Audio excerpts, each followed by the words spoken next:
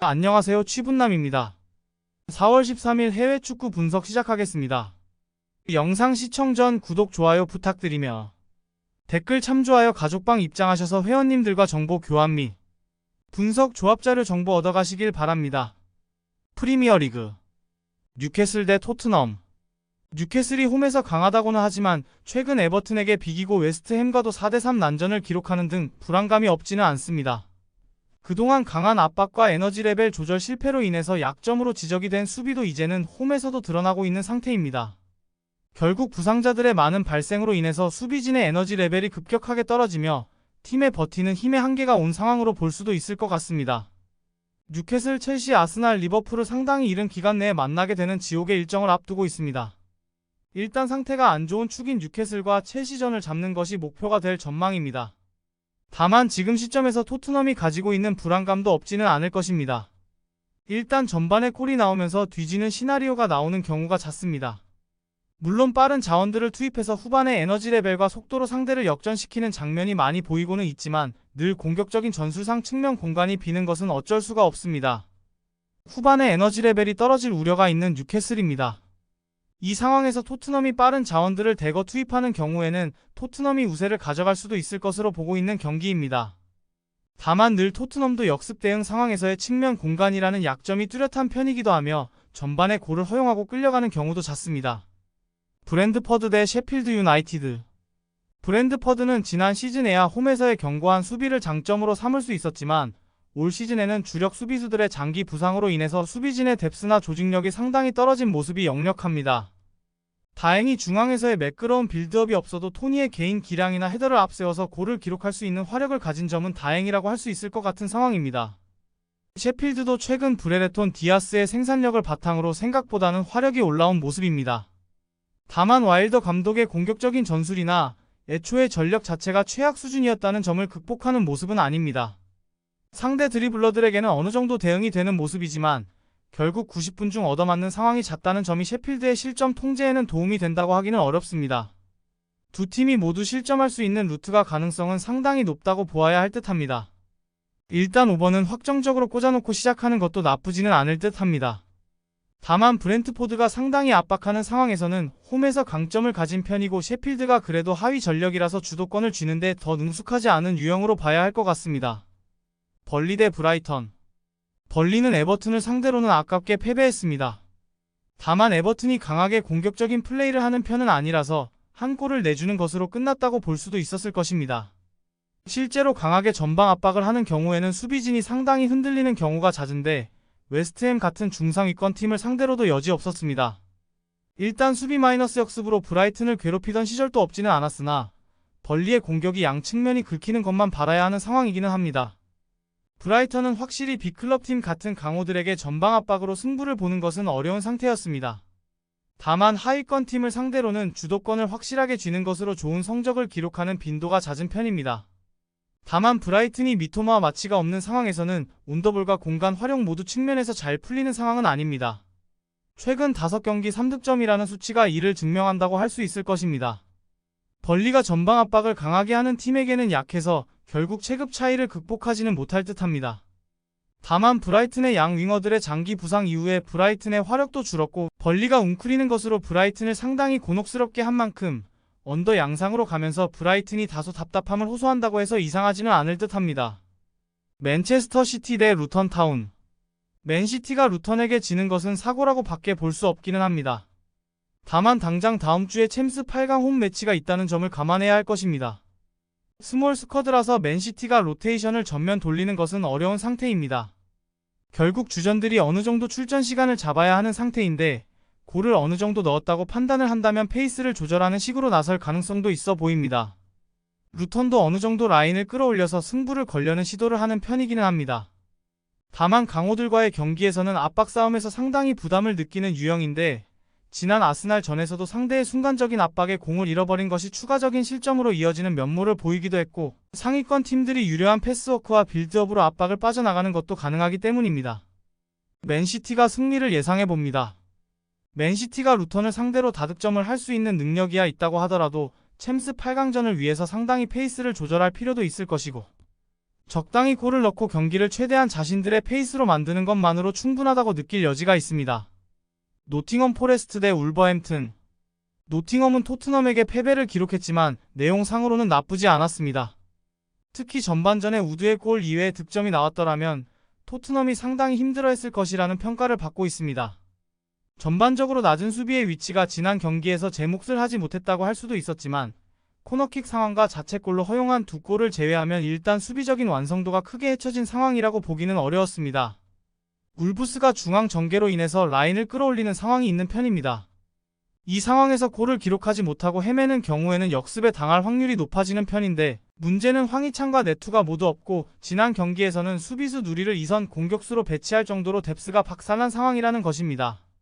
실제로 웨스트햄의 낮은 라인에 14개의 슈팅 중 PK 포함 4개만 박스 안에서 기록하는 등 공격이 풀리지 않는 모습이 역력했습니다. 언더 양상에서 노팅엄이 이기는 것도 상상할 수 있을 것 같습니다. 무엇보다도 울브스의 현재 중앙 공격수 뎁스가 상당히 부족하다는 것이 포인트입니다. 울브스가 라인을 높이면서 상당히 공격적으로 운영하는 편인데 이를 골로 연결시키는 부분이 부족하다면 생각보다는 노팅엄의 역습이 날카로울 수 있습니다. 노팅엄의 수비는 리버풀과 브라이튼도 꽤 고생을 했던 편이기도 합니다. 프리메라 리가. 아틀레티코 마드리드 대 지로나. 아틀레티코는 챔스에서 도르트문트를 잡아내기는 했지만 후반 막판에 상당히 불안한 모습을 보였던 점은 제법 아쉬운 상황이었습니다. 전반기에도 지로나의 공세를 이기지 못하고 3대4로 패했으며 바리오스가 없다면 나와야 할 코케는 늘 기동력이라는 면에서 문제를 드러내는 유형이라는 점을 생각해야 할 듯합니다. 결국 아틀레티코가 생각해야 하는 누수는 수비에서의 문제가 클 것으로 볼 수도 있을 것입니다. 지로나가 챔스도 치르지 않고 코파델레이 주간으로 인해서 휴식일도 길었다는 점은 도움이 될 것입니다. 지로나가 보여줄 수 있는 강력한 압박과 공격성에 대한 기대는 해볼 수 있습니다.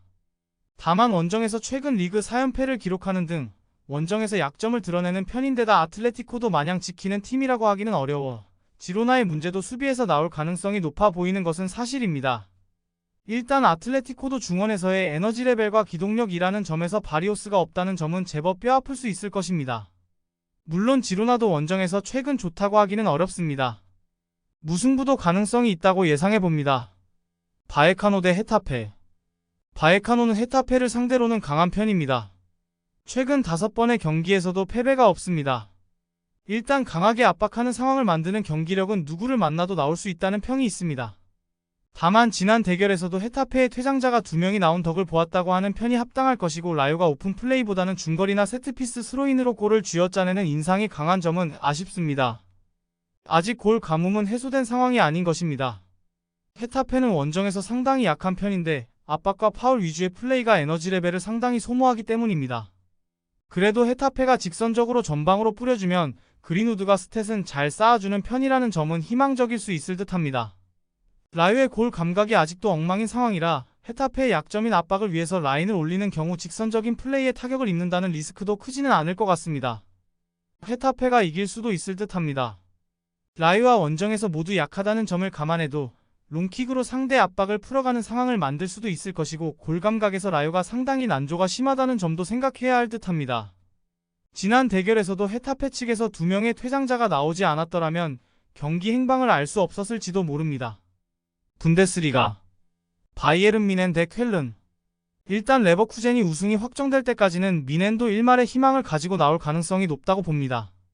결국 이 경기에서도 어느 정도 승리를 노리고 나올 가능성이 높다는 것입니다. 물론 주전조나 김민재가 나오는 상황이나 뒷공간을 커버하는 데 상당히 약점이 크다는 점은 매한가지. 다이어 더리흐트조는 민첩성이 문제이고 김민재도 하이덴하임 전에서 튀어나가는 플레이의 약점이 상당히 잘 찔리는 모습이 보였습니다. 쾰른이 강호들과의 주도권 싸움에서 밀리는 상황에서는 매우 수비가 불안해지는 편입니다. 기본적으로 라인을 올려 플레이를 방해하는 것으로 바이언을 잘 상대한 팀이기는 하지만 라이프치히와의 홈 대결에서도 5대1로 패하면서 강호들의 공격성을 잘 제어하지 못하는 모습이었습니다.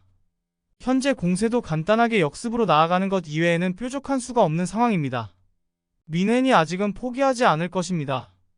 일단 바이언이 리그에서도 승리를 위해서 나올 가능성이 높아 보입니다.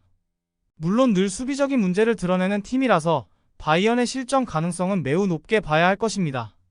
그래도 쾰른이 강호들의 강한 공세를 막아 세우지 못하는 것은 라이프치히전에서 잘 보이는 모습이었습니다. 라이프치히 대 볼프스부르크. 라이프치히가 의외로 볼프스부르크와의 매치에서는 승리와 패배를 주고받는 편이었습니다. 다만 이는 볼프스부르크가 홈이었을 때 이야기. 자신들의 홈에서는 2017년 이후로 볼프스부르크에게 승리를 내어준 적이 없었습니다. 일단 볼프스부르크가 역습이 아니고 상당히 적극적인 공격성을 보이는 것도 도움이 될 수 있는데 기동력이 좋고 중앙을 두텁게 가져가는 라이프치히가 체급에는 위일 수 있기 때문입니다.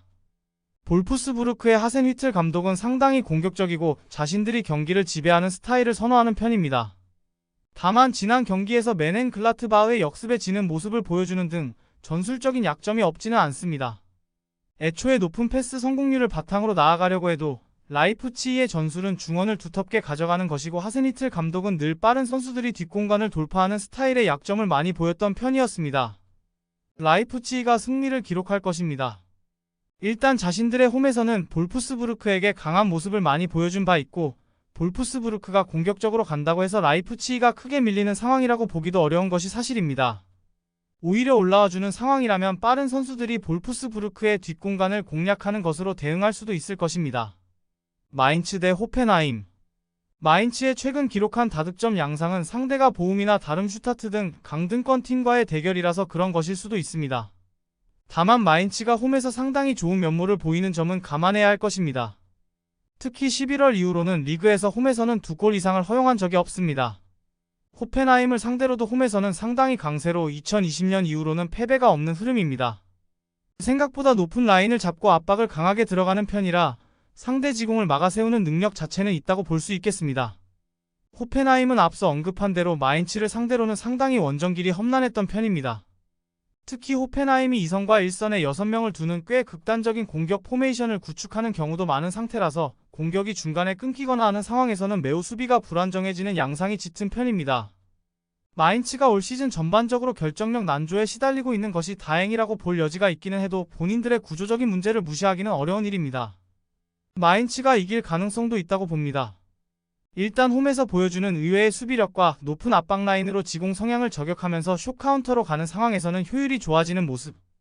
호펜하임이 지공 성향으로 전개하는 상황에서 중간에 끊기는 상황에서는 수적으로 상당히 불리한 위치에 놓이는 것이 사실입니다.